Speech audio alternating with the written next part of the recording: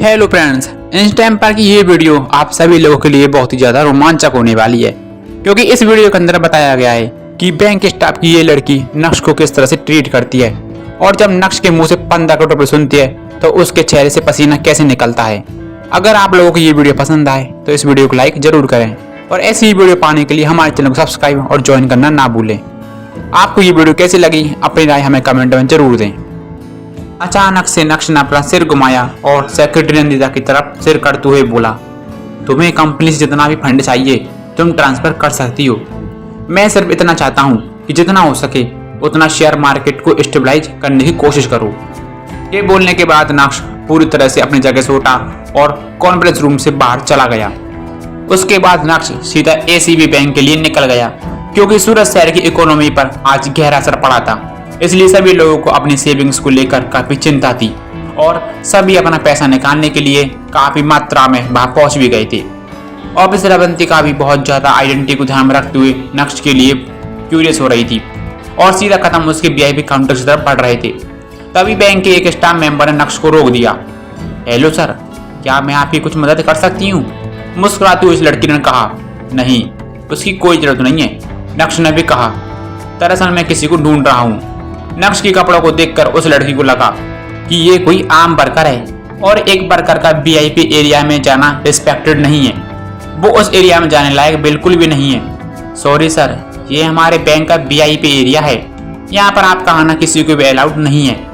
आप अगर किसी को ढूंढ रहे हैं तो आप दरवाजे पर ही उनका इंतजार कर सकते हैं। उस लड़की ने कड़क अंदाज में कहा, ठीक है, तो मैं कुछ बिजनेस ट्रांजेक्शन कर लेता हूँ, क्या मैं अंदर आ सकता हूँ? नक्श ने कहा, सर, अगर आपको ट्रांजेक्शन करने हैं तो आप नॉर्मल कस्टमर रूम में जाइए, जैसा कि मैंने कहा कि ये वीआईपी एरिया है।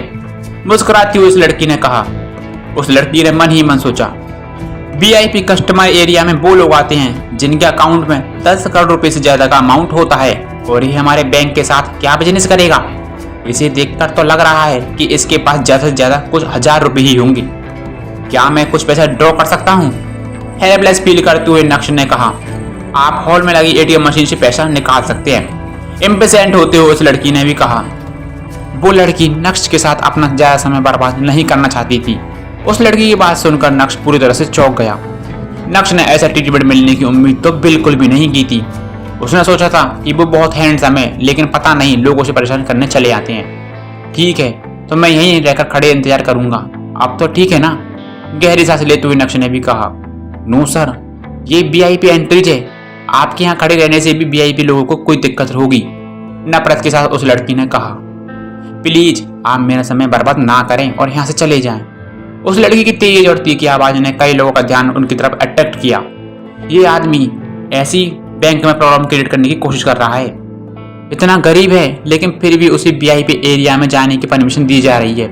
गहरी सांस लेते हुए नक्श ने एक बार फिर से उस लड़की से कहा, ये करने के लिए तुमने मुझे फोर्स किया है। मुझे मेरा पैसा चाहिए। इस बैंक से मुझे कोई भी बिजनेस करना ही नहीं था। आप मेरी बात सुन क्यों नहीं रहे हो? मैं आपको भूल चुकी हूँ कि अगर आपको पैसा निकालना है तो लॉबी में बहुत सारी एटीएम मशीन है, आपका जितना मन करे उतना पूरा निकाल लीजिए। ये बोलते हुए इम्पेशेंट होते हुए लड़की ने कहा, अगर आपने मुझे तंग करना बंद नहीं किया तो मुझे सिक्योरिटी को बुलाकर आपको बाहर निकलवाना होगा। मुझे आप प्लीज तंग मत कीजिए। मुझे अपने 15 करोड़ रुपए निकालने हैं, वो भी कैश। मुझे नहीं लगता कि आपके बैंक की एटीएम मशीन एक साथ में इतना रुपए बाहर निकाल कर दे सकती है। ये बोलने के बाद नक्श ने अपना ब्लैक कार्ड निकाला और उस ब्लैक कार्ड को उस लड़की के हाथ में थमा दिया।